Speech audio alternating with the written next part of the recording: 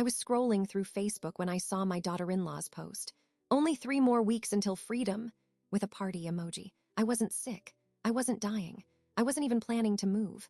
I read the comments and my blood ran cold. The next day I called my lawyer and said, change everything. Now, subscribe to the channel, leave your like and comment from which part of the world you are watching, get comfortable and relax, let's begin. The glow from my tablet screen warmed my face as I scrolled. It was a Tuesday evening, my usual time to catch up on family updates. The soft light from the lamp beside my favorite armchair pooled around me, a familiar comfort. Outside, the suburban street was quiet. I took a slow sip of chamomile tea, its gentle steam mingling with the scent of old books that always lingered in the air. A picture of my grandson, Ben, filled the screen. His gap-toothed smile from his first soccer game made me pause and save it to my phone. I liked the photo and typed a quick comment. "My champion, so proud of you." I imagined my son Marcus on the sidelines, cheering. The thought brought a softness to my chest. I continued scrolling, past a recipe shared by an old colleague, past a news article I made a note to read later. Then I saw Chloe's post. It was simple, too simple, just text on a plain background.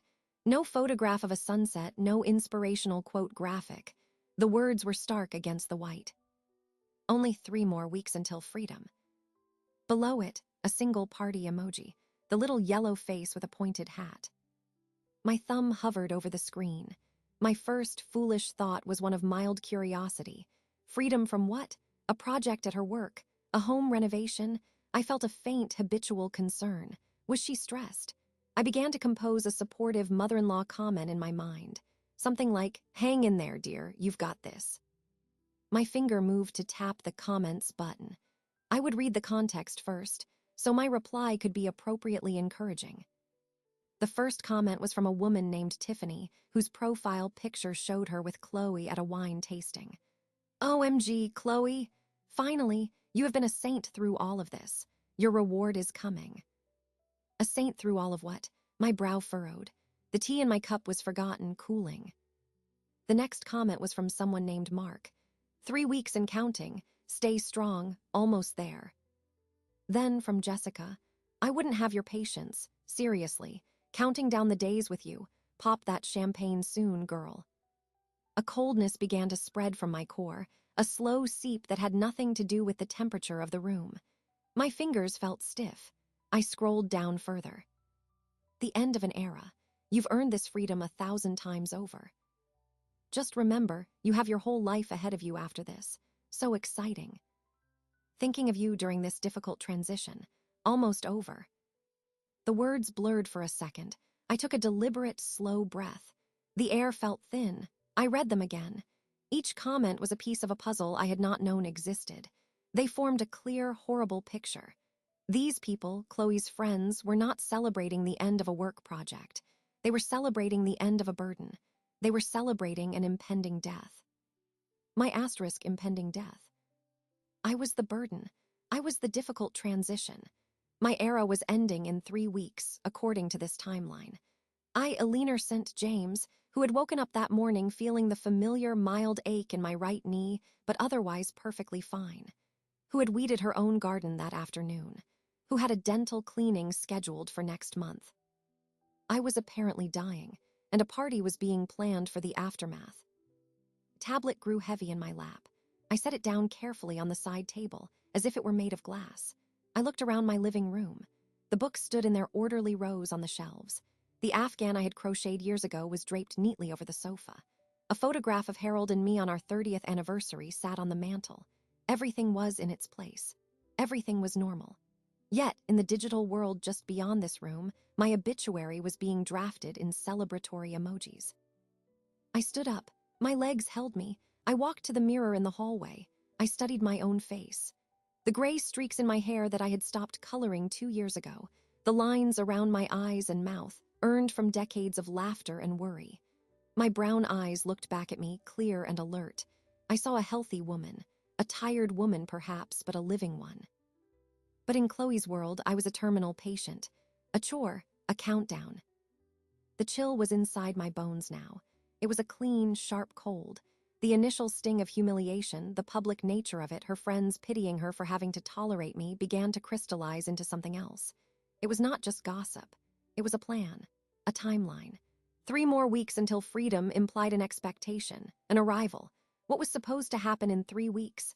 Was I to have a convenient, fictitious stroke? A sudden decline? She was waiting for something. She was counting the days until she could stop pretending, until she could claim her reward for her saintly patience. My house, the life insurance, the assets Harold and I had spent a lifetime building. I returned to my chair. I picked up the tablet again. The screen had gone dark. I tapped it, and the post reappeared, garish and cruel in its simplicity. I did not feel tears. I felt a profound stillness. The warm, connected feeling I had harbored just minutes before was gone, replaced by a vacuum. I looked at the date of the post. It was from that afternoon. This was not an old, forgotten joke. This was current. The countdown was active. My mind, the mind of a former librarian accustomed to cataloging information and tracing narratives, began to work. It detached from the hurt, operating with a new, clinical efficiency. I considered the comments as evidence. I considered Chloe's recent behavior, her increased solicitousness, her offers to help get my affairs in order, her subtle questions about the location of important documents. At the time, I had mistaken it for clumsy concern. Now I saw it as reconnaissance. 3 weeks. I placed the tablet back on the table, screen down. I finished my tea, though it was now lukewarm and tasteless. The routine of washing the cup, drying it, placing it back in the cupboard anchored me. Each movement was deliberate. Later, in the silent darkness of my bedroom, I lay awake. The streetlight cast faint stripes through the blinds onto the ceiling. I replayed the words, freedom, saint, finally. The hurt was a deep, dull ache, a bruise on my soul. But lying beside it, coiling and sharpening with each passing hour, was a resolve. It was hard and clear. If my daughter-in-law was counting down the days, she had the wrong calendar. She was counting down to her own fantasy. My eyes stayed open, watching the shadows on the ceiling until they slowly faded into the gray light of dawn. When the first birds began to sing, I had not slept, but I had decided. The woman who went to bed heartbroken was gone. In her place was someone else, someone with 3 weeks, and a plan beginning to form in the cold, quiet space where trust used to be. The gray light through the blinds hardened into the flat white of morning. I had not slept. The decision made in the dark hours held firm, a steel rod where my spine used to be. I rose from the bed, my body protesting with its usual stiffness, but my mind was clear and cold. The previous night's hurt was compartmentalized, sealed away in a mental drawer labeled later. Right now, there was only procedure. I performed my morning routine with robotic precision. A shower, dressing in a simple navy linen trouser and a white blouse, making coffee. Each action was a quiet assertion of control. I was here. I was functioning. I was not the ghost Chloe had already begun to mourn. I sat at the kitchen table with my coffee and my phone. The clock on the stove read 8:47 a.m. I opened the browser and did not go to social media. Instead, I pulled up the website for Carter and Associates, Beverly's firm. Her professional headshot smiled back at me, her hair in its precise silver bob, her gaze direct and intelligent. We had been friends since our undergraduate days, but our relationship had always been one of balanced contrasts.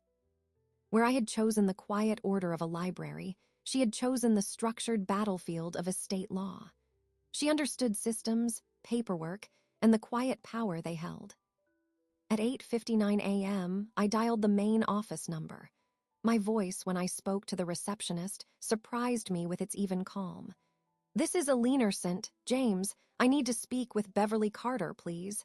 It's urgent." There was a brief hold, a click, and then her voice, warm but immediately professional. "Ellie, what's wrong?" "I need to see you today," I said. I did not elaborate. The words were bare facts. There was a pause on the line, a beat where her lawyer's mind assessed the tone. 9:30, she said. "I'll clear my morning." "Thank you, Bev." I ended the call. The first move was made. I finished my coffee, washed the cup, and placed it in the drainer. I then went to my home office, a small room that had once been Harold's study.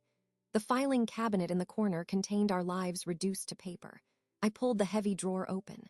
The scent of old paper and ink wafted out. I found the folders I needed: the last will and testament, the deed to the house, documents for my retirement accounts, the life insurance policy. I laid them out on the desk in a neat row. I did not read them thoroughly yet. I simply needed to see them to confirm their physical reality. These were the pieces on the board. At 9:15, I gathered the files into a leather portfolio. I picked up my purse and keys. As I locked my front door, I glanced back into the quiet hallway. It felt like I was leaving to defend it from a siege. The drive to Beverly's office was familiar. I had been there a handful of times before, to update my will after Harold died, to ask advice about a property tax matter. Today, the tree-lined streets and low brick buildings looked the same, but my perception of them had shifted. They were part of a world that operated on rules, on documents, on signatures. A world Chloe clearly thought she could navigate around with gossip and emojis. I parked in the visitor lot. At 9:28, I walked through the glass doors into the cool, quiet reception area. The air smelled of citrus cleaner and coffee. The receptionist, a young man with a polite smile, nodded. "Mrs. St. James, Ms. Carter is expecting you. Go right in." Beverly's office was as I remembered: walls of legal texts, a large oak desk devoid of clutter, 2 comfortable client chairs. She stood as I entered, coming around the desk. She did not hug me. She took my hands in hers, her grip firm, and searched my face. Her eyes, sharp behind stylish glasses, missed nothing. "Ellie," she said, "sit, tell me." I sat, placing the portfolio on my lap. I did not cry. I did not raise my voice. I stated the facts as I would have once catalogued a new acquisition for the library. "Last night I saw a post on social media from my daughter-in-law, Chloe. It said, 'Only 3 more weeks until freedom,' with a party emoji. The comments from her friends congratulated her on her patience during my difficult time. They believe I am terminally ill. They are counting down to my death." I paused, letting the clinical words hang in the air. "I am, of course, not ill. She has fabricated this narrative. She is waiting for an inheritance." Beverly's expression did not change, but a certain cold focus settled in her eyes. She leaned back in her chair, steepling her fingers. "Show me." I had printed the post and a selection of comments before leaving the house. I pulled the sheet of paper from the portfolio and slid it across the desk. She read it silently, then again. She placed it down precisely. "Have you spoken to her, or to Marcus?" "No," I said. "Speaking would be a tactical error. It would alert her. It would give her time to prepare a story, to manipulate Marcus, to perhaps pressure me emotionally. I will not have that conversation on her terms." A slight, approving nod. "Good, so you are not here for mediation advice." "I am here for strategic counsel. I want to remove any financial incentive for her anticipation. I want to secure my assets so that my actual wishes, not her assumed ones, are executed. I want to do it legally, irrevocably, and quietly, before the 3 weeks are up." Beverly allowed a thin, hard smile. "All right, Ellie, let's get to work." She reached for a legal pad. "First, we inventory. Let me see what you have." For the next hour, we went through every document. The house, paid for by Harold's life insurance and my salary, was in my name alone. The will left everything, in a simple division, to Marcus. The retirement accounts and life insurance policy listed Marcus as the primary beneficiary. "It's a straightforward estate," Beverly said. "Which makes it a straightforward target. She likely assumes Marcus will inherit everything, and as his wife, she will have access to it, if not direct control. Her patience is predicated on that assumption." "Then we change the assumption," I said. "We do." Beverly began making notes. "The most critical asset is the house. We can transfer the deed into a revocable living trust today. You remain the trustee and beneficiary during your life. You control it completely. Upon your death, the trust instructs the property to be sold, with the proceeds directed to a beneficiary of your choice. It bypasses probate. It is not part of the will. She cannot touch it." "And the other assets?" "We can create a new will.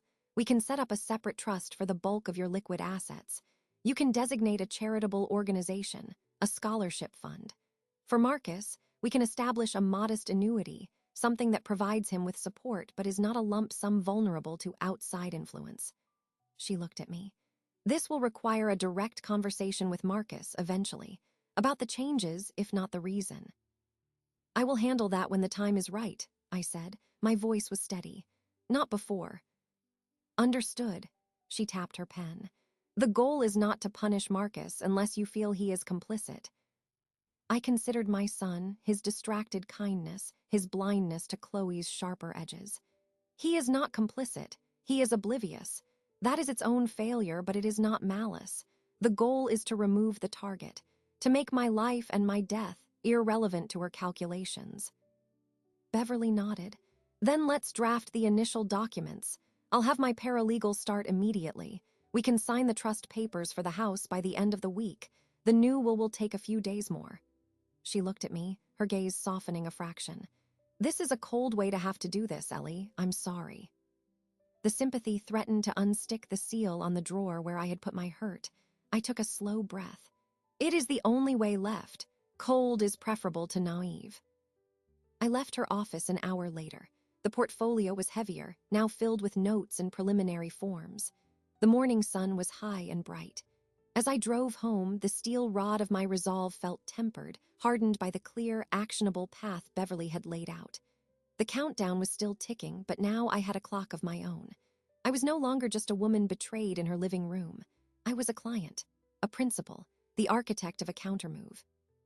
The cold dawn had given way to a day of very specific, very deliberate business. The papers from Beverly's office sat on my kitchen table for 2 days. I did not hide them. They were a statement, even to an empty house. On the third morning, my phone buzzed with a text from Beverly. Drafts are ready. Can you come in at 2 p.m.? I replied with a simple yes. My morning was ordinary. I watered the plants. I went to the grocery store. I exchanged pleasantries with a neighbor. Each normal action felt like a layer of camouflage. I was the same Alina St. James. Inside, I was a different person reading from a new script. At 1:45 p.m., I was back in the chair opposite Beverly's desk. The atmosphere was different from our first meeting. The shock had settled into a working tension. A thick set of documents sat in the center of her polished desk. Let's walk through it, Beverly began, putting on her reading glasses. She opened the top folder. The cornerstone is the Revocable Living Trust. We are naming it the St. James Family Trust for simplicity. You are the grantor, the trustee, and the primary beneficiary during your lifetime. This means, for all intents and purposes, nothing changes for you day to day. You own and control the assets in the trust. She slid a diagram across the desk. It was a simple flowchart. Today, we will red idle the deed to your house. It will no longer be Alina St. James, a single woman. It will be Alina St. James, trustee of the St. James Family Trust, dated, and today's date. The trust document specifies what happens upon your death. The successor trustee, that's me, if you agree, will follow your instructions. Which are? She prompted. The house is to be sold, I said, my voice flat. The proceeds, after expenses, are to be deposited into the designated scholarship fund. Correct, it never enters your probate estate. It is not mentioned in your will. It is invisible to Chloe. She cannot contest it because she has no standing. It is a trust asset, not an estate asset. She paused. You are sure about selling? It's your home. I looked at the diagram, the clean lines leading to an outcome. It was my home with Harold. After this, it would be a monument to this betrayal. I don't want that. Let it fund education. Let it do some tangible good. The decision felt surgical, not emotional. Beverly gave a short nod and moved to the next document. The new last will and testament. It is intentionally simple. It states that you are of sound mind, revoke all prior wills, and so forth. It addresses any assets not already held in the trust, your car, personal possessions, residual bank accounts.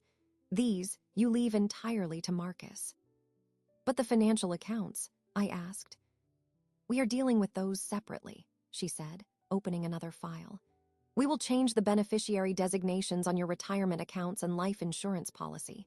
The primary beneficiary will be the trust. The trust document then directs those funds. A portion, as we discussed, will establish an annuity for Marcus. It will pay him a fixed sum monthly for 20 years. It is a secure income stream. It is not a lump sum he could be pressured to access or share. I pictured it, a monthly deposit like a pension, useful but not transformative, not enough to fund the aspirational lifestyle I suspected Chloe craved. And the remainder. The remainder of the liquid assets, Beverly said, tapping the final page, will pour into the scholarship fund. We've drafted the foundation documents for the James and Clara Winston Memorial Scholarship Fund, named for your parents. It will provide annual grants to students from your old high school pursuing library sciences or education. She looked at me. A legacy they would have appreciated. For the first time that afternoon, I felt a flicker of something other than cold resolve. A warmth, distant but real. Yes, they would. Now, Beverly said, leaning forward. The mechanics. Signing the trust today establishes it. Funding it, transferring the house deed will take a week or so to record with the county. Changing the financial beneficiaries is a matter of paperwork with the institutions. The new will we execute today. The scholarship fund paperwork we file next week. She stacked the documents. This is the blueprint, Ellie. Once these are executed, her fantasy is functionally over. She just won't know it yet. That is the point, I said. You understand that by doing this, you are likely ending your relationship with her and potentially creating a rift with Marcus when he learns the extent of it. I had thought of little else for 48 hours. The relationship with Chloe is already over. She ended it with that post. She just hasn't been informed. As for Marcus, I let out a slow breath. He is my son. I love him. But he married a woman who is counting the days until I die. His failure to see her clearly does not obligate me to finance her greed. If there is a rift, it is not of my making. It is a consequence of his choices and hers. Beverly watched me for a long moment. All right, then let's proceed. The next hour was a blur of initials and signatures. My hand moved across dozens of pages next to little yellow adhesive tabs. The sound of the pen was loud in the quiet room. Sign here, initial here, date here. I felt the weight of the action not as a burden but as an anchor. Each signature was a reclaiming of territory. When we reached the new will, Beverly called in her paralegal and a second attorney to act as witnesses. The formality was sobering. I declared this to be my last will. They signed. They notarized. It was done. As the witnesses left, Beverly gathered the executed documents. I'll get copies made for you. The originals will go into the fireproof safe here. You should keep the copies in a secure place, not at home. I understood. She might look. It's a possibility. Once everything is funded and filed, it won't matter if she finds them. But until then, discretion is best. I stood up. My knees were stiff from sitting. The late afternoon sun slanted through the window, illuminating motes of dust above Beverly's desk. The room felt different. It was no longer just a lawyer's office. It was a command center where a silent campaign had been launched. Beverly walked me to the door. The next phase is yours, she said quietly. The legal framework is being built. Now you have to live within it, act normally, but strategically. I know, I said. Polite distance, I start now. I drove home with the manila envelope of copies on the passenger seat. The house, my soon-to-be former asset, awaited me. I felt a profound detachment from it already. It was a structure, a vessel. The life inside it, my life, was what mattered, and it was now protected by layers of legal prose and recorded deeds. That evening, I did not scroll through social media. I placed the envelope in the trunk of my car under the spare tire. Then I sat in my living room and looked at the empty chair where I had first read the post. The hurt was still there, a deep, silent pool. But over it, a bridge had been constructed. A blueprint had been drawn and the foundations were already being poured. The countdown continued, but it was no longer ticking down to my end. It was ticking down to hers. The blueprint was set. The machinery of the law, as Beverly called it, was now in motion with paperwork filed at county offices and financial institutions. My role shifted from architect to actor. Phase 1, as I thought of it, was simple: establish a polite, unbreachable distance. It began with the text messages. The morning after signing the documents, my phone chimed with its usual tone. Chloe, 9:14 a.m. Hi, Ellie. Just checking in. Hope you're having a good week. Let me know if you need anything from the store. We're thinking of stopping by on Sunday. I read the message. The cheerful cadence, the performative concern now seemed transparent as glass. I pictured her sending it, perhaps from her kitchen, one eye on the screen, another on the calendar, marking off another day in her countdown. I did not reply immediately.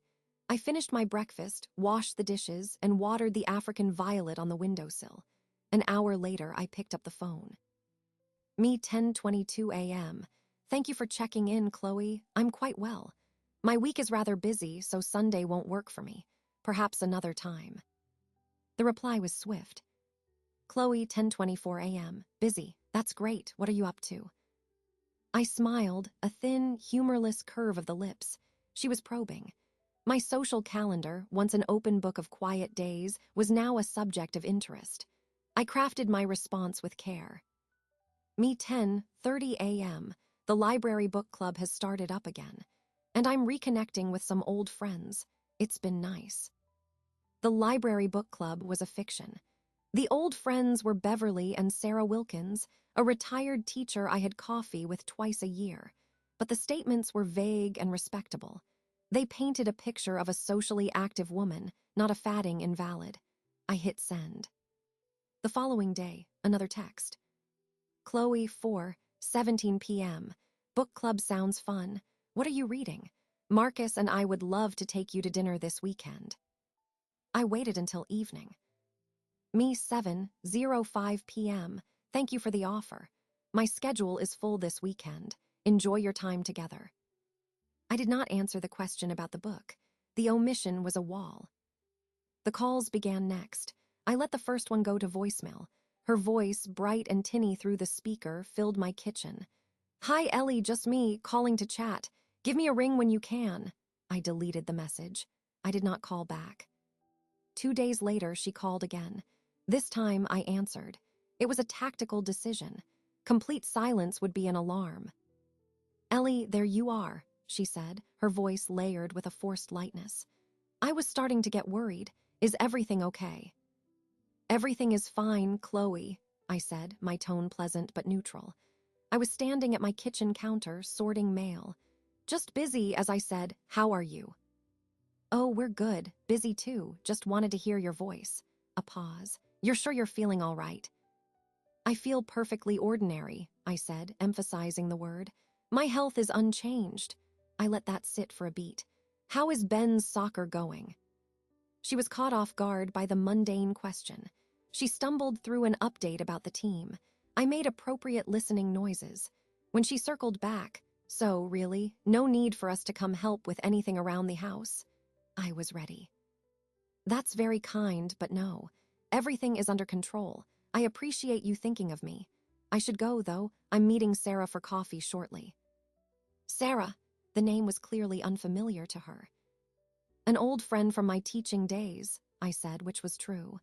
We're trying to make it a weekly habit. Take care, Chloe. I ended the call before she could formulate another probe. I was not, in fact, meeting Sarah that day. But the following afternoon, I did. I drove to a small, independent cafe across town, a place Chloe would never frequent. Sarah was already there, a stout woman with a kind face and sharp political opinions. You look different, she said after we'd ordered. Do I? Not bad different, just focused. What's going on, Ellie? I stirred my tea. Family complexities, I said, which was both true and insufficient. It's requiring a bit of strategic thinking. Sarah, who had survived her own battles with a difficult sister-in-law, snorted. Strategic thinking is a polite term for it. Well, I'm here if you need to vent, or plot. I smiled, a genuine one this time. The plotting is already underway, but the company is welcome. As we talked, my phone, face down on the table, buzzed 3 times in succession. I ignored it. Sarah raised an eyebrow but said nothing. When I finally checked it an hour later, there were 3 new texts. Chloe, 2:15 p.m., thinking of you. Chloe, 3:01 p.m. Let me know if that book club is accepting new members. LOL. Chloe, 3:45 p.m. Seriously, is everything okay? You seem distant. The progression was clear, cheerful, probing, then a direct expression of unease. The nervousness Beverly predicted was setting in. My withdrawal was creating a vacuum, and Chloe was off balance, unsure why her supposedly dying mother-in-law was suddenly too occupied for her. That evening, I drafted a final text for the week. I made it cheerful and bland, a piece of driftwood sent back into the sea of her anxiety. Me 7:30 p.m., everything is fine, dear, just enjoying a full schedule. Have a good week. Don't worry about me. The "don't worry about me" was the crucial line. It was the kind of thing a healthy person says. It was the opposite of what a person on a 3-week countdown would utter. I imagined her reading it, frowning at her phone, the supposed timeline of my decline suddenly not aligning with the evidence. I powered off my tablet. I would not be scrolling tonight. The distance was established. The hook of doubt was set in her mind. My life, as she perceived it, was no longer following her script. I went to bed with the quiet satisfaction of a first move well played. The emotional siege had begun, and from inside my fortified position, I heard the first faint sounds of confusion from the other side. The unease I had cultivated in Chloe needed a counterpart. Her confusion was a tool, but it was not enough. The central pillar of her security was Marcus. His oblivious trust was the foundation upon which her entire expectation was built. To weaken her position, I needed to gently, carefully, introduce a hairline fracture in that foundation. Not through accusation, but through observation. I called him on a Thursday. He answered on the third ring, the background noise of an office behind him. "Mom, hey, everything all right?" His immediate assumption of a problem was telling. Chloe's nervousness had likely spilled over to him. "Everything is fine, Marcus," I said, my voice warm. "I just realized it's been too long since I've seen my son. Are you free for lunch tomorrow? My treat." There was a brief pause, a shuffle of papers. Yeah, I can do that. That would be nice. Is there something you want to talk about?" "Just lunch," I said lightly. "I'll book a table at the Oak Leaf Cafe for noon." It was a neutral, sunny place with large windows. A public setting would help keep the tone casual. The next day, I arrived first. I chose a table near the window, ordered an iced tea, and watched the street. When Marcus walked in, I studied him. He looked like himself, a handsome man in his late 30s with my father's build, dressed in crisp business casual. But there was a slight tightness around his eyes, a preoccupied air as he scanned the room. He saw me and smiled, but it didn't fully reach his eyes. He hugged me, his grip familiar. "You look great, Mom," he said as we sat. It sounded like a reflex. "I feel well," I said, placing deliberate emphasis on the present tense. "You look tired, work." He ran a hand through his hair. "The usual quarterly rush, and stuff at home. Chloe, been a bit on edge lately." The opening was presented. I nodded sympathetically, opening my menu. "I'm sorry to hear that. What's troubling her?" He shrugged, looking at his own menu. "Oh, the constant juggle. Ben's schedule, the never-ending house stuff. She's been talking about wanting to redo the kitchen again." He said it with a mild, weary amusement, as if Chloe's restlessness was a charming foible. The waitress came. We ordered a salmon salad for me, a club sandwich for him. I took a sip of my tea. It's a lot of pressure managing a household and planning for the future. It can make anyone anxious. "Yeah," he agreed, seeming grateful for the understanding. "Has she said what's specifically on her mind?" I asked, my tone one of idle curiosity. "Sometimes talking about the details helps." He shifted in his chair. "Not really, just general stress. She's been, extra focused on our finances lately. Retirement planning, investments, it's good, I guess. Responsible." He didn't sound entirely convinced. I nodded slowly. "It is responsible. It's wise to be prepared. Your father and I always believed in that." I let a moment of comfortable silence pass as our food arrived. We began to eat. The conversation turned to Ben, to a recent project at his work. I listened, asked engaged questions. I was the supportive, interested mother. Then, as he finished a story about a failed golf outing with clients, I gently steered back. When I spoke with Chloe the other day, she also seemed a bit strained. Asked several times if I was all right. I assured her I was. I hope she isn't worrying unnecessarily about me. That would be an extra burden she doesn't need. Marcus put his fork down. She mentioned that. She said you've been busy, hard to reach. I have been, I said with a pleasant smile. The book club, seeing old friends, it's been lovely. Life is for living, don't you think? At any age. I met his gaze. I suppose I just want to make sure her stress is misplaced. It's one thing to worry about kitchens and college funds. It's another to worry about phantoms. He frowned slightly. Phantoms. Well, I said, waving a hand dismissively. Sometimes people invent things to worry about when the real problems feel too large or too vague. They fixate on something they think they can solve or anticipate. I took another bite of my salad, letting the word anticipate hang in the air. Marcus was silent for a long moment, staring at his plate. What are you saying, Mom? I reached across the table and patted his hand. I'm not saying anything, sweetheart. I'm just observing. As a mother, I love Chloe, I love you, I want your happiness. And sometimes happiness is clouded by expectation. The weight of waiting for the next thing can make the present very tense. I withdrew my hand. I just want you both to be present, to enjoy your life now, not to be so focused on a future that isn't guaranteed. His eyes searched my face. I saw the first flicker of something beyond fatigue, a dawning, uncomfortable thought. He was connecting her financial focus, her stress, her questions about my health, with my vague maternal wisdom about anticipation. I had not drawn the line for him. I had merely placed the dots on the page. His own mind would begin to connect them.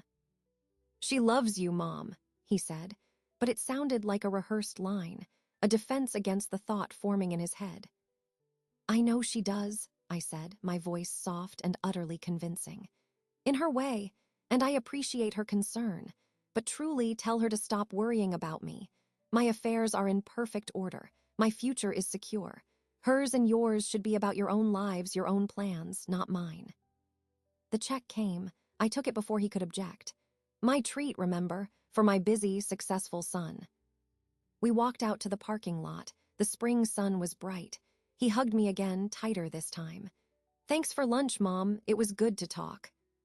Any time, I said. Call me next week, and give that grandson of mine a hug from his Nana.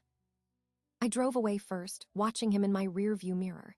He stood by his car for a moment, not moving, his head down as if studying the asphalt. The seed was planted. It was a small, dark thing, a question where before there had been only assumption. I had not watered it with tears or accusations. I had simply placed it in the soil of his loyalty and walked away. The sunlight of his normal life would now shine on it, and the shadow it cast would be shaped like his wife, counting down the days. My lunch was over. His had just begun. The seed was planted. Now it was time to build the fence around the garden. The lunch with Marcus had left me with a peculiar emptiness, not sadness, but the void after a necessary task is completed. I had introduced a variable into his perception of his wife. My work on that front was done for now. The rest was up to him and to her reactions. My focus returned entirely to the concrete, the actionable, the paperwork. Beverly called the Monday after my lunch with Marcus.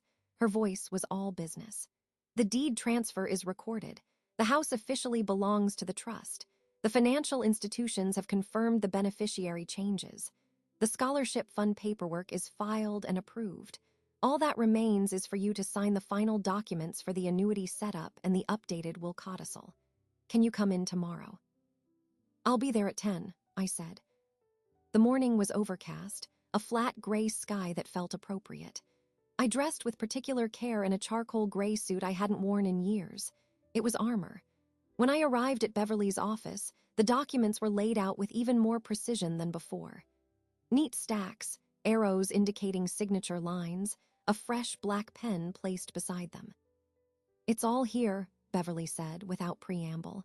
She gestured to the first stack.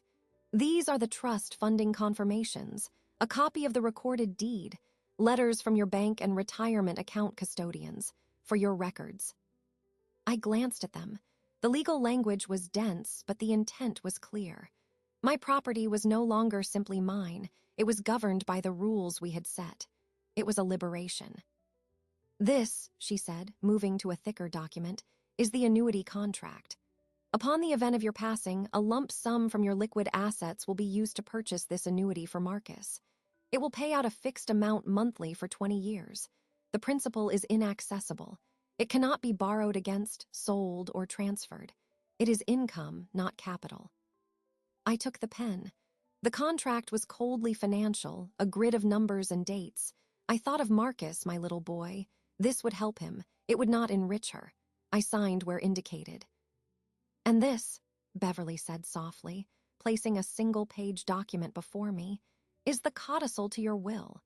It explicitly references and affirms the existence of the trust and the annuity, stating that these mechanisms fulfill your wishes for the disposition of the majority of your estate. It leaves no room for ambiguity or a claim of oversight. I read it. The language was stark. It is my specific intention that the assets detailed in the St. James Family Trust and the annuity contract for Marcus St. James shall constitute the primary inheritance, with any residual personal property as outlined in the main will. It was a bullet point in a legal argument, one designed to withstand challenge. I signed. The pen made a soft scratch on the heavy paper. Beverly then presented the final item, a bound booklet with the seal of the Community Foundation on its cover. The James and Clara Winston Memorial Scholarship Fund, established. The initial funding directives are set. You'll receive an annual report. I opened it. On the first page, it listed the purpose: to support graduates of Lincoln High School pursuing degrees in education or library science. Below that were my parents' names, their dates. My father, a mailman who saved every dime for books. My mother, a lunch lady who believed a library card was a child's most important possession. A solid thing. A good thing. Something no party emoji could ever touch. I closed the booklet. Thank you, Beverly. It's done, Ellie, she said, leaning back. The machinery is in place and locked. Her countdown ends at a brick wall. I gathered the copies she gave me into my portfolio. The weight of it was different now. It was not the weight of betrayal, but the weight of concluded business. There's still the confrontation, I said. There is, but you hold every card. The house, the money, the moral high ground. And now, possibly, a son who is starting to look at his wife with new eyes. You've done what few people manage. You've converted emotion into a strategic advantage. I stood to leave. The gray suit felt right. I'll call you after the meeting. I'll be here. The drive home was quiet. The overcast sky began to break, patches of blue showing through. When I walked into my house, the house that was now a trust asset, the silence was profound but not heavy. It was the silence of a decision fully realized. I did not put the new documents under the spare tire. I placed them in my safe deposit box at the bank that afternoon. Then I returned home and did something I had not done since seeing the post. I made a pot of strong coffee, took a fresh novel from my shelf, and sat in my armchair to read. Not to scroll, not to plot, but to read. The words on the page held my attention. The story was engaging. Outside, the sun fully emerged, casting a warm rectangle of light across the floorboards near my feet. I sipped my coffee. I turned a page. A deep, unfamiliar sense of peace settled over me. The rage was still there, banked like a fire contained within a modern furnace, useful and controlled. The hurt was a scar, tender but closed. But above them there was this, calm. The plan was no longer a plan. It was a completed action. The revenge was already achieved in every way that mattered to the law, to logic, to my own sense of justice. The upcoming confrontation was merely theater, the necessary act of informing the other players that the game was over. The board cleared, the prizes already awarded according to a rulebook they had not bothered to read. I read until the light faded. Then I made myself a simple omelet for dinner. I cleaned the kitchen. I watched a nature documentary on television.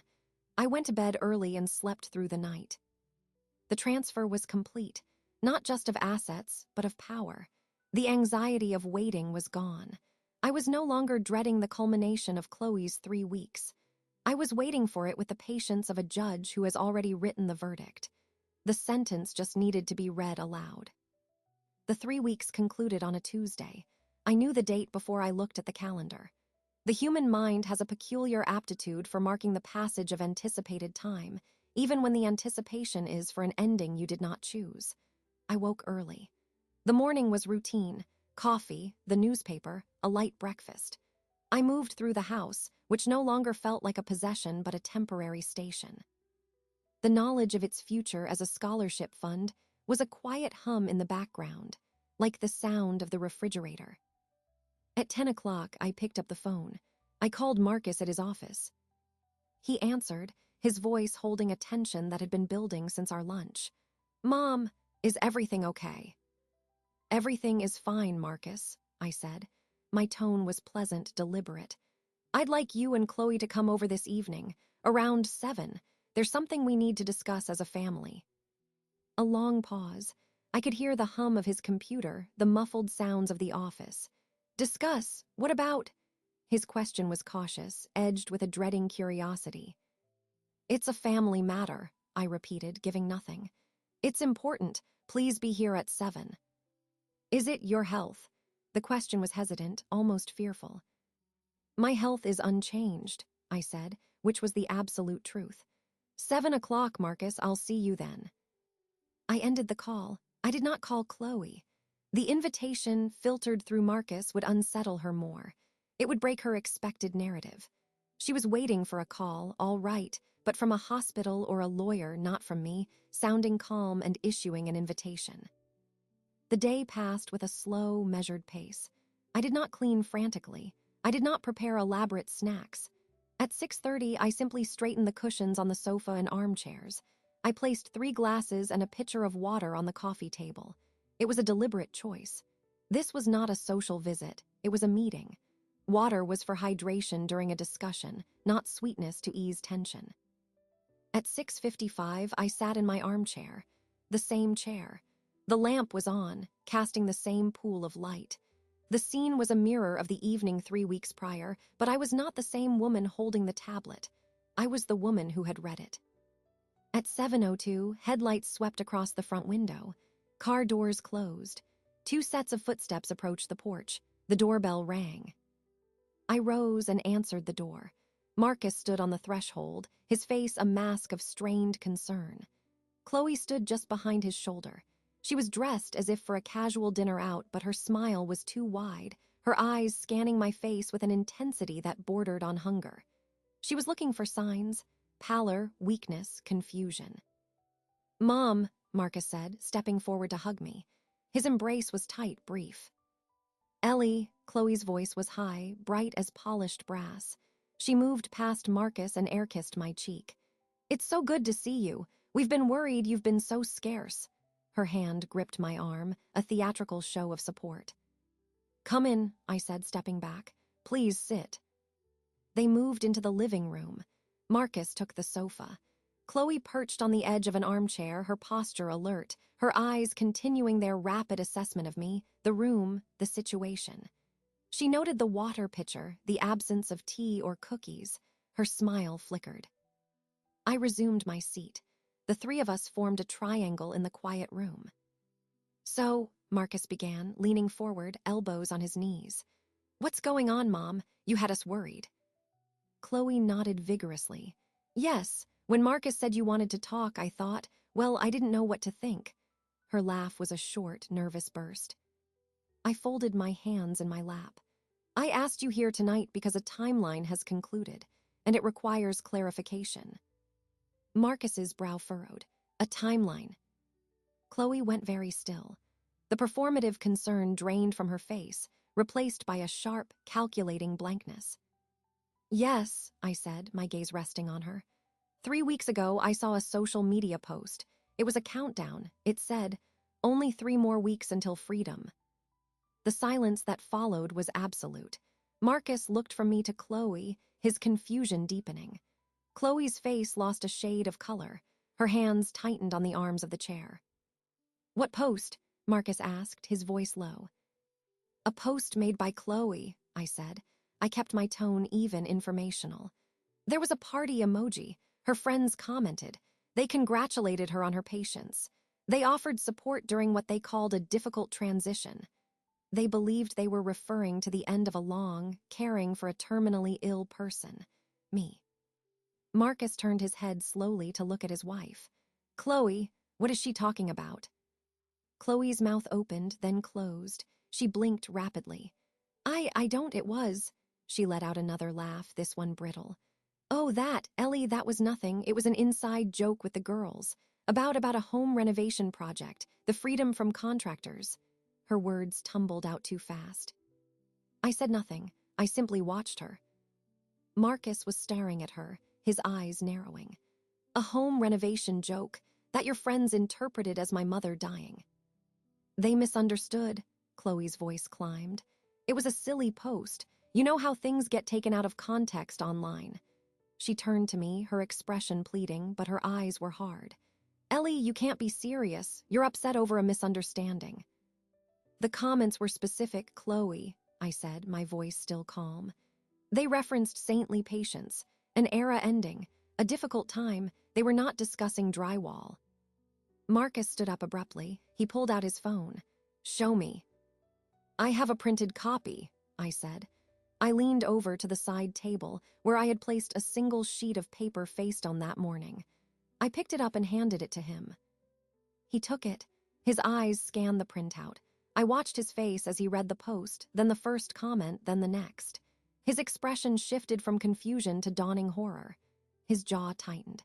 His knuckles went white where he gripped the paper. He read it through twice, then slowly lowered the sheet.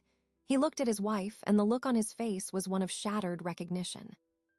3 more weeks until freedom, he whispered, the words harsh in the quiet room. You were counting down to what? It wasn't like that, Chloe cried, standing now. Her composure was cracking, revealing the panic beneath. Marcus, you know how stressed I've been. It was a vent, a stupid, private vent that she wasn't ever supposed to see. But I did see it, I said, finally standing as well. The 3 of us were now facing each other in the lamplight. And today marks the end of those 3 weeks, your Freedom Day. So I thought it was only right that we all meet, to discuss what freedom actually looks like. The sheet of paper hung limp in Marcus's hand. He was not looking at it anymore. He was staring at his wife as if seeing a stranger standing in his mother's living room. The silence stretched, thin and brittle. A private vent, Marcus repeated, his voice hollow. You vent to your friends that you're counting down to freedom from my mother, and they all knew what you meant. They all thought she was dying. How did that happen, Chloe? How do so many people misunderstand the same way? Chloe's hands fluttered in the air, a frantic, bird-like motion. I don't know. People hear what they want to hear. Maybe I vented about the stress of checking in, of being responsible, and they just assumed. Assumed I was terminal, I finished for her. My voice was still calm, a flat surface against which her panic echoed. That's quite an assumption to make about a healthy woman, unless it was suggested, unless it was the narrative you provided. Her eyes snapped to me, the pretense of hurt melting into a sharp, defensive glare. This is insane. You're twisting a silly post into some kind of conspiracy. You're overreacting, Ellie. You're looking for drama because you're lonely and bored. Marcus flinched as if she'd struck him. Chloe. No, Marcus, she is. She sits in this house all day, reading her books, and she sees one little thing and constructs this whole fantasy where I'm some monster. It's pathetic. The words were meant to wound, to redirect. They were the true Chloe, the one she hid beneath the careful smiles and errand running. It's not a fantasy, Marcus said, holding up the paper. The words are right here. Only 3 more weeks until freedom. You posted this 3 weeks ago. You've been stressed about money, about the future. You've been asking me about Mom's will. You've been...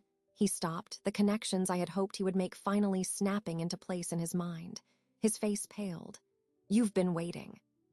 I have not been waiting, she shrieked, the volume startling in the quiet room. Her composure was gone, stripped away to reveal raw, snarling entitlement. God, you're both ganging up on me over a Facebook post. This is why I never say anything to anyone. You take everything and turn it into an attack. It was an attack, Chloe, I said, my tone still level. I remained standing, my posture straight.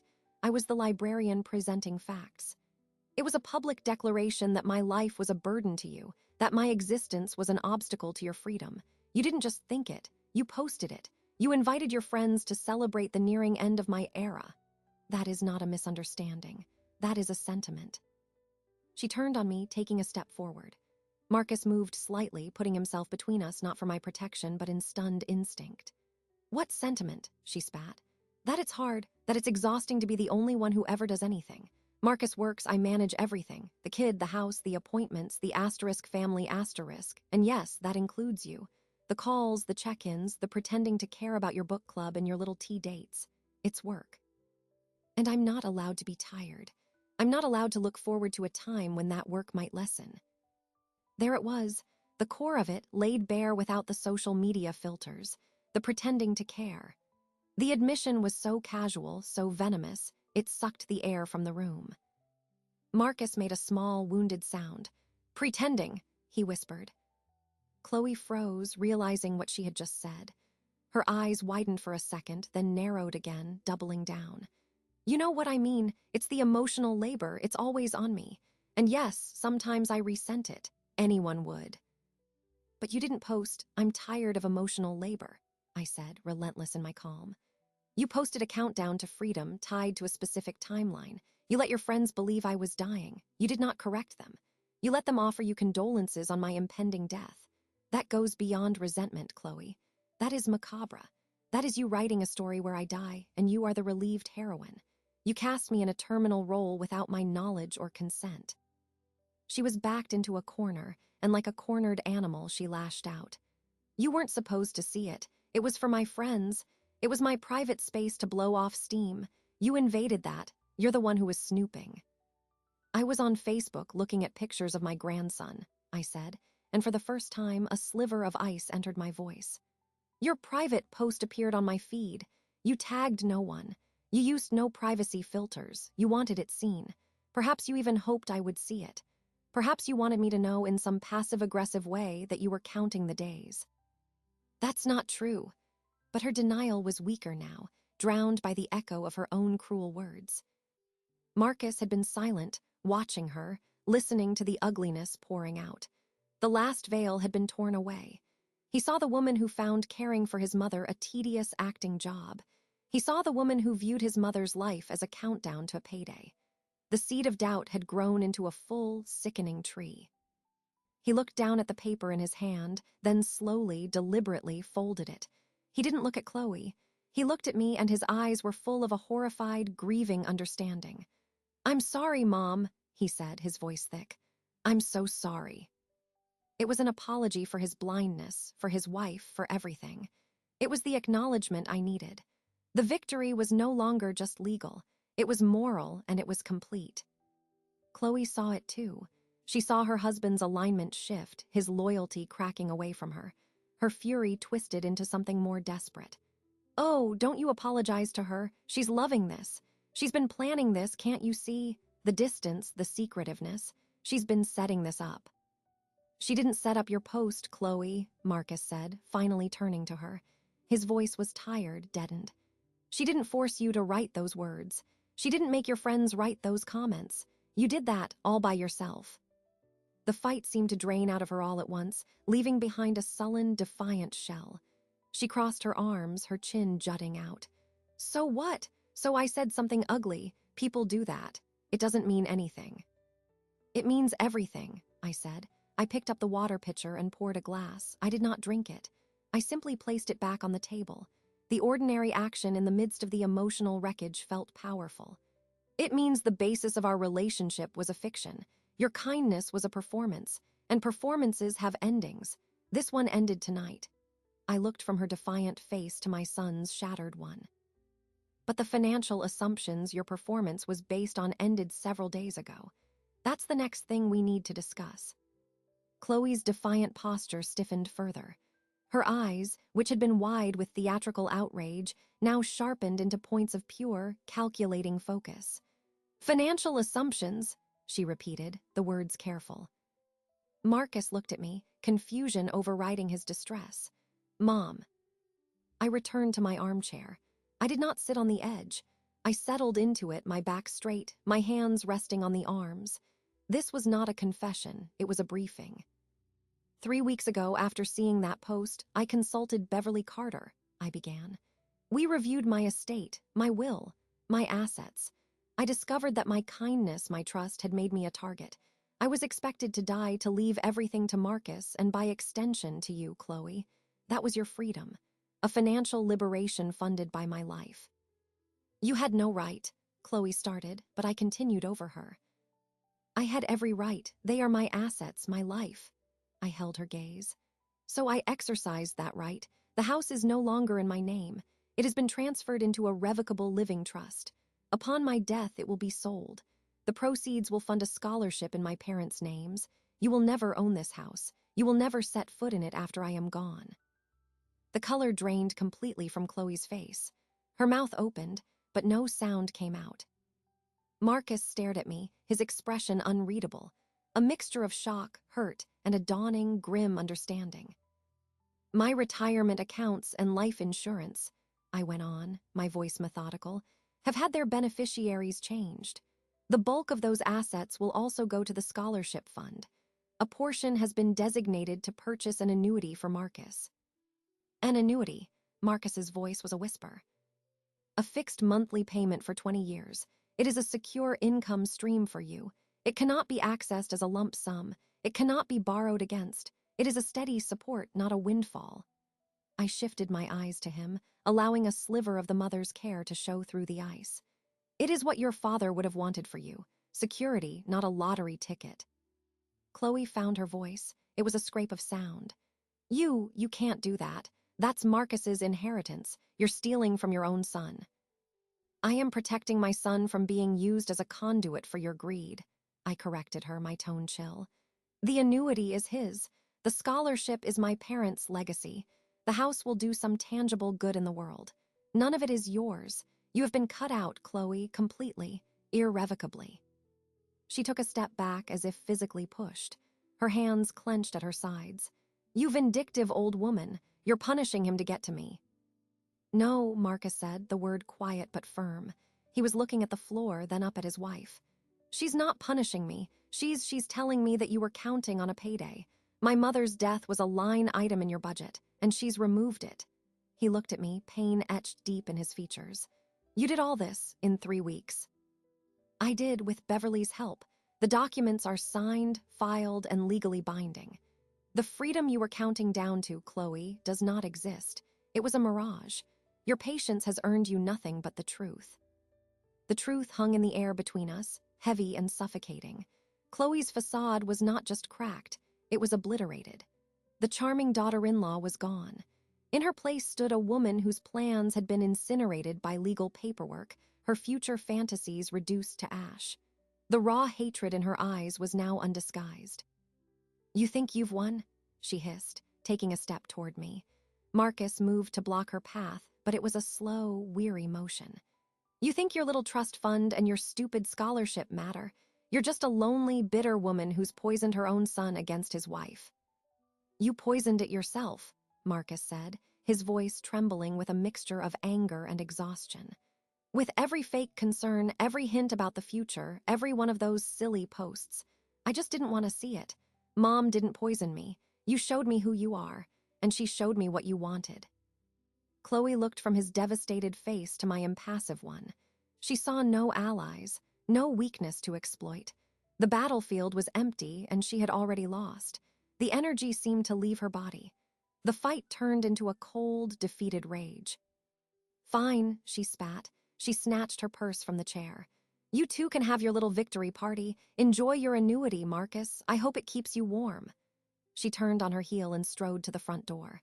She yanked it open, then paused, looking back at me. You're a cruel woman, Eleanor St. James. No, Chloe, I said, meeting her gaze one final time. I was a kind one. You mistook it for weakness. That was your error, not mine. She slammed the door. The sound echoed through the house, a period at the end of a sentence. Silence descended, thick and profound. Marcus stood in the middle of the room, staring at the closed door. He looked broken. He slowly sank onto the sofa, his head dropping into his hands. His shoulders shook once, silently. I did not go to him immediately. I gave him a moment of private grief. Grief for the marriage he thought he had. Grief for the woman he now knew he'd married. After a minute, I stood, walked to the kitchen, and poured a glass of water. I brought it to him, setting it on the coffee table beside him. He lifted his head. His eyes were red but dry. "I'm so sorry, Mom." "I know you are. I should have seen it. I should have." "You saw what you wanted to see, what she wanted you to see. Love is often blind. It's not a sin, it's just a vulnerability she exploited." He picked up the glass, took a sip, then set it down. "The annuity, you didn't have to do that." "Yes, I did. You're my son. I love you. This situation does not change that. But it did change how I secure your future. It is protected now. From anyone who might see you only as a means to an end." He nodded, a jerky movement. "What happens now?" "That is up to you," I said, sitting beside him. "With her, with your life, I will not interfere. But this house, my assets, are no longer a factor in your decisions. You are free to make choices based on what is real." He was silent for a long time, staring at his hands. "I don't know what's real anymore." "Start with this," I said softly. "I am alive. I am not a burden. I am your mother, and I will be here." He turned his head and looked at me, really looked at me, perhaps for the first time in years. He saw the strength, the resolve, the love that had orchestrated this brutal, necessary defense. A single tear escaped, tracing a path down his cheek. He did not wipe it away. The revenge was complete, not with a shout, but with the quiet, devastating clarity of a changed will and a shattered illusion. The law had spoken. The truth had been told. All that remained was the aftermath. Marcus stayed for another hour. We did not talk much more about Chloe or the trust or the money. We talked about Ben. We talked about a woodworking project Marcus had abandoned in his garage. We talked about nothing of consequence and everything that mattered. The conversation was a bridge built over the chasm that had opened between us, plank by careful plank. When he left, his hug was longer, tighter. He did not say he was sorry again. He did not need to. The following days were quiet. I did not hear from Chloe. Marcus called every other day, brief check-ins that gradually lengthened into more normal chats about work, about Ben's latest obsession with dinosaurs. He did not offer details about his home life, and I did not ask. It was a space he needed, and I respected it. One afternoon, about a week after the confrontation, I logged into Facebook for the first time since that night. I did not scroll. I went directly to Chloe's profile. It was gone, either deactivated or deleted entirely. The digital ghost of her had vanished, along with the post that had started it all. I felt nothing. No triumph, no relief. It was simply the erasure of a false document. The legal finalities proceeded. Beverly called to confirm that all filings were complete. The scholarship fund was active, awaiting its future purpose. The house was quietly and officially an asset of the trust. My life was orderly, secure, and disentangled. 2 weeks later, Marcus asked if he could bring Ben over for a Saturday afternoon. "Just us," he said. I understood the implication. They arrived with a pizza and a box of markers. Ben, blissfully unaware of the seismic shifts in the adult world around him, spread his drawings across my coffee table. He talked nonstop about pterodactyls. Marcus helped him color, his large hands careful with the small markers. We ate pizza on paper plates. The house was filled with the ordinary, messy noise of a child's happiness. After Ben had exhausted himself and curled up with a book in the corner, Marcus wiped cheese grease from the table and spoke without looking at me. "She's staying with her sister. We're talking with a counselor." I nodded. That sounds wise. He finally met my eyes. "I don't know if it will work. I look at her and I see the post. I hear the things she said in this room. I don't know if I can unsee that." "You shouldn't have to unsee it," I said. "You should see it clearly, and then decide what you can live with." She says she's sorry, that she was stressed, that she didn't mean it. "She meant the sentiment," I said gently. The countdown was a feeling made concrete. The stress was real. Her resentment of me was real. Whether the marriage continues is your decision, but do not let it continue based on a new fiction. The truth is heavy, but it's solid ground.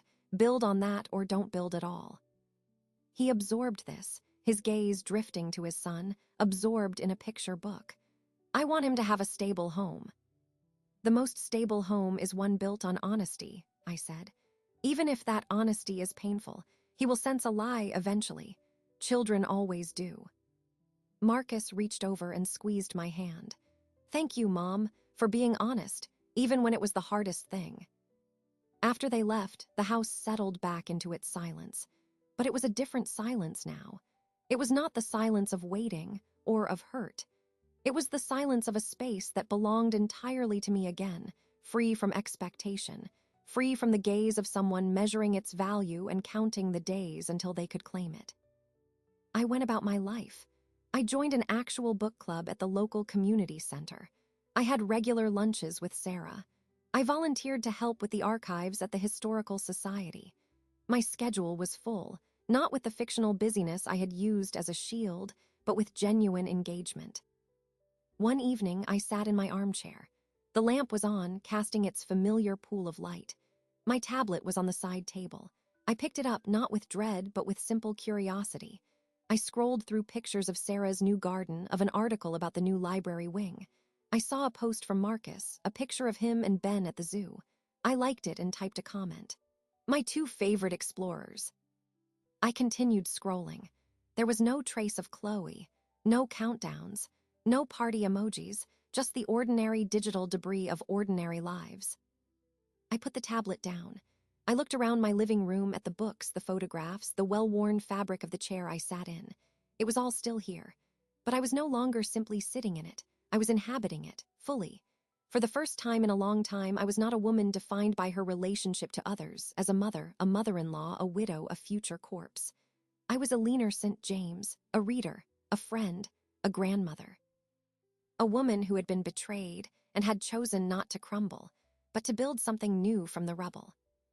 The revenge was not in the confrontation, or even in the legal documents. The revenge was in this moment, in this breath, in the absolute, unassailable peace of knowing I had defended my life, my dignity, and my legacy on my own terms. I had converted bitterness into a scholarship, betrayal into security, and weakness into a quiet, unshakable strength. The freedom Chloe had counted down to was a fantasy of liberation from me. The freedom I had achieved was liberation from her fantasy. It was the freedom of truth. It was the freedom of a chair that was truly my own, in a life that was truly my own, for as many days as I had left. I picked up my current novel, found my page, and began to read. The words held me. The house was quiet. The light was warm, and I was completely and unequivocally free.